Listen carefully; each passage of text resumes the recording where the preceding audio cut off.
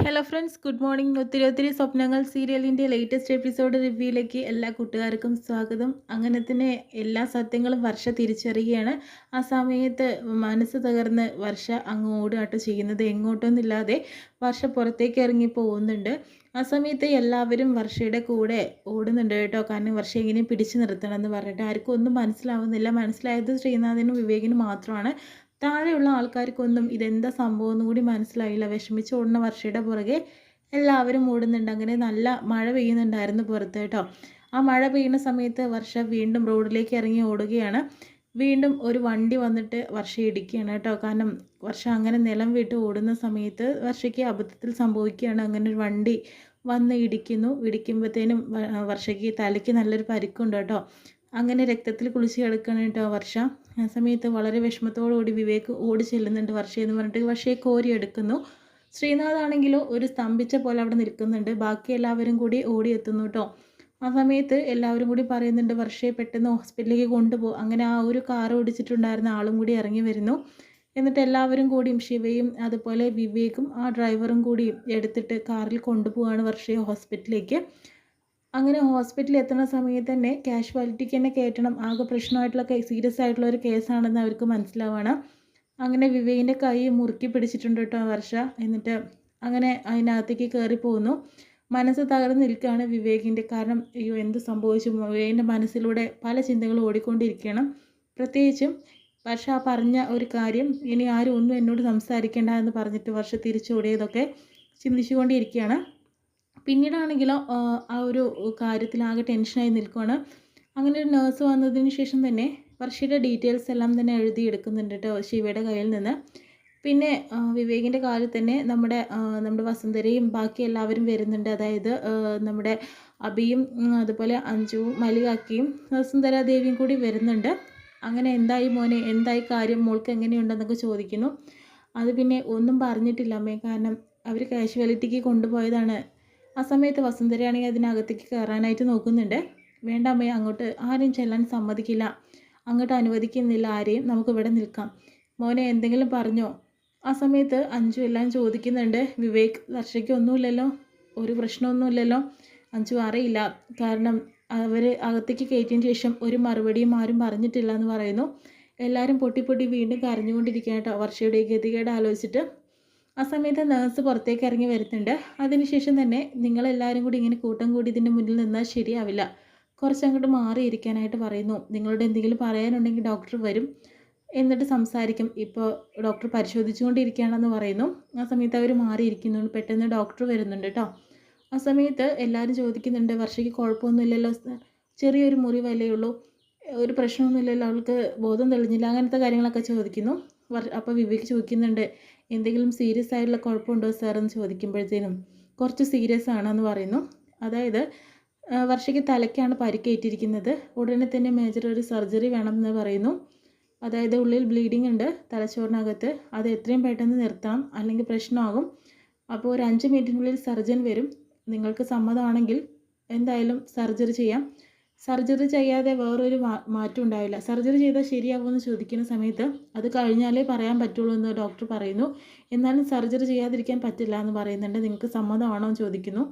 ആ സമയത്ത് വസുന്ധര പറയുന്നത് ഞങ്ങൾക്ക് സമ്മതമാണെന്ന് പറയുകയാണ് കേട്ടോ ചെയ്യുന്നത്. അങ്ങനെ പ്രൊസീജിയേഴ്സൊക്കെ തുടങ്ങുകയാണ്. അങ്ങനെ അവിടെ പോയിട്ട് സൈൻ ചെയ്യണം. അതായത് ഓപ്പറേഷൻ തയ്യാറാണെന്ന് പറഞ്ഞിട്ട്. അങ്ങനെ തയ്യാറായ ആരാണ് നിങ്ങളൊക്കെ ചോദിക്കുമ്പോൾ വസുന്ധര പറയുന്നുണ്ട് ഞാൻ അവളുടെ അമ്മയാണെന്ന് പറയുന്നു. അപ്പോൾ എല്ലാവരുടെ മനസ്സിലൊരു വിഷമം പോലെ ആവുന്നുണ്ട് കേട്ടോ. എന്തായാലും അതിനുശേഷം തന്നെ ആ ഒരു പ്രൊസീജിയറിൽ ഒപ്പിടാനായിട്ട് പോകുന്ന സമയത്ത് സൈൻ ചെയ്യാനായിട്ട് പേപ്പേഴ്സ് വാങ്ങുന്നു. പെട്ടെന്ന് രാഘവൻ പറയുന്നുണ്ട് നിർത്തവിടെ എന്ന് പറയുന്നുണ്ട് കേട്ടോ. നിങ്ങൾക്ക് എന്ത് അവകാശമാണ് ഇതിൽ സൈൻ ചെയ്യാനായിട്ട്? വർഷ എൻ്റെ മകളാണ്, എൻ്റെ മകളുടെ ഓപ്പറേഷന് ഞാനല്ലേ സൈൻ ചെയ്യേണ്ടതെന്ന് രാഘവൻ പറയുന്നുണ്ട് കേട്ടോ. നിങ്ങൾ എന്താ രാഘവ ഈ പ്രശ്നം ഉണ്ടാക്കുന്നത് ഈ അവസാന ഘട്ടത്തിൽ? പിന്നല്ലാതെ എൻ്റെ മകളാണ് വർഷ, 22 വർഷം ഞാനാണ് അവളെ നോക്കിയതും വളർത്തിയതൊക്കെ, എനിക്കാണ് അവകാശം. എൻ്റെ അവകാശത്തിനപ്പുറത്ത് മറ്റൊരാളുടെ അവകാശമില്ല എന്നൊക്കെ പറഞ്ഞിട്ട് അയാൾ വാദിക്കുന്നു കേട്ടോ. അങ്ങനെ വിവേക് പറയുന്നുണ്ട് താൻ മിണ്ടരുത്, ഇത്രയും പ്രശ്നങ്ങൾ ഉണ്ടാക്കിയത് പോരെ, എന്താടാ നീ മാറി നിൽക്കടാ, എൻ്റെ മകളുടെ ഒരു കാര്യത്തിന് ഞാൻ വരില്ലേ, അവളുടെ അച്ഛനാ ഞാനേ, ഇവരെക്കാൾ എല്ലാത്തിനും അവകാശം എനിക്കാണ് അവളുടെ മേലെ, ഞാൻ തന്നെ അതിൽ സൈൻ ചെയ്യുമെന്ന് പറയുന്നു. വസുന്ധരയാണെങ്കിലോ പിന്നീട് മത്സരിക്കാനായിട്ട് നിൽക്കുന്നില്ല, കാരണം വർഷയുടെ കാര്യമാണ്. ഇതിൽ അങ്ങോട്ടും ഇങ്ങോട്ടും പറയാൻ നിന്നിട്ടുണ്ടെങ്കിൽ അത്രയും ടൈം വൈകിക്കൊണ്ടേ ഇരിക്കുമായിരിക്കും സർജറിക്ക് വേണ്ടിയിട്ട്. എന്നാൽ പിന്നെ ഒപ്പിടുമെന്ന് പറയുന്നു. അങ്ങനെ സൈൻ ചെയ്യാട്ടോ രാഘവൻ. കണ്ടോ ഇപ്പോഴാണ് ശരിയായത്, ഞാനാണ് അവളുടെ അച്ഛൻ, അവളുടെ സൈൻ ചെയ്യേണ്ടത് ഞാനാണ് എന്നാ പറഞ്ഞിട്ട് ശിവയുടെ കയ്യിൽ കൊടുക്കുന്നു കേട്ടോ. ഇനി എന്തെങ്കിലും പ്രശ്നമുണ്ടോ? ഇനി പ്രശ്നങ്ങളൊന്നുമില്ല, എന്തായാലും സൈൻ ചെയ്തല്ലോ, ഇത് മതി, ബാക്കി ഞങ്ങൾ നോക്കിക്കോളാം എന്ന് പറയുന്നു കേട്ടോ. അതിനുശേഷം തന്നെ നമ്മുടെ ധനപാലനും വരുന്നുണ്ട്. എന്നിട്ട് നമ്മുടെ അഞ്ജുനോടും അതുപോലെ അഭിയോടൊക്കെ ചോദിക്കുന്നുണ്ട്, എന്തായി മക്കളെ, എന്തെങ്കിലും പ്രശ്നമുണ്ടോ? പക്ഷെ മോൾക്ക് ഇത് എന്താ പറ്റിയേ? അവൾ നല്ല സന്തോഷത്തിലായിരുന്നു, ശ്രീനാഥിനോട് അനുഗ്രഹം മേടിക്കാൻ വേണ്ടി പോയതാണ്. ആ സമയത്ത് എന്ത് സംഭവിച്ചു ഞങ്ങൾക്കറിയില്ല അങ്കിൾ. മാത്രമല്ല എന്തെങ്കിലും ആ താഴ്ത്തുന്ന ആളുകൾ വർഷയെ എന്തെങ്കിലും പറഞ്ഞോ? ആരും ഒന്നും പറഞ്ഞില്ല. എന്താ സംഭവിച്ചത് ഞങ്ങൾക്കറിയില്ല. ആ ദക്ഷിണ കൊടുക്കാൻ വേണ്ടി പോയ സമയത്ത് എന്തോ സംഭവിച്ചതാണെന്ന് പറയുന്നുണ്ട് കേട്ടോ.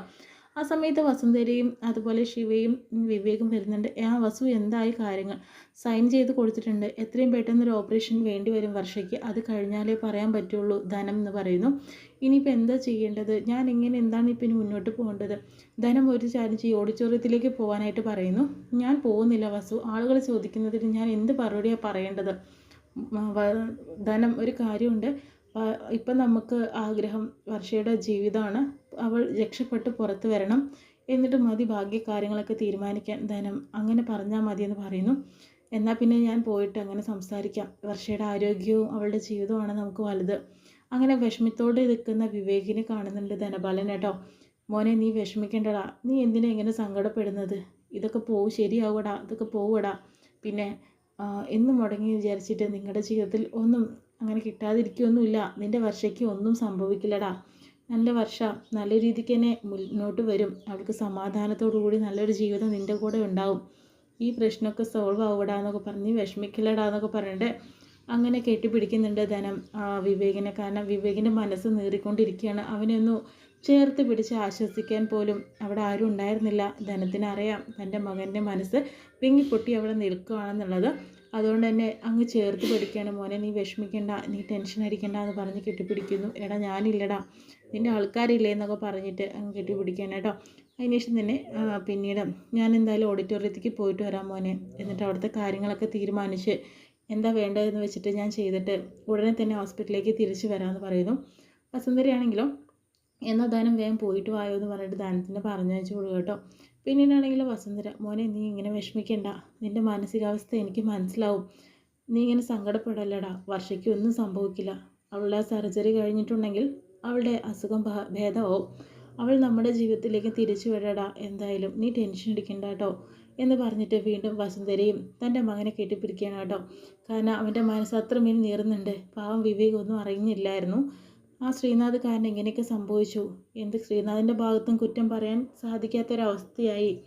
കാരണം എന്തൊക്കെയോ തെറ്റിദ്ധാരണയുടെ പുറത്താണ് ഇങ്ങനെയൊക്കെ സംഭവിക്കുന്നത് എന്ന് മനസ്സിലാക്കുകയാണ് കേട്ടോ. എന്തായാലും ഇത്രയും കാണിച്ചുകൊണ്ടാണ് ഇന്നത്തെ എപ്പിസോഡ് വിശേഷം.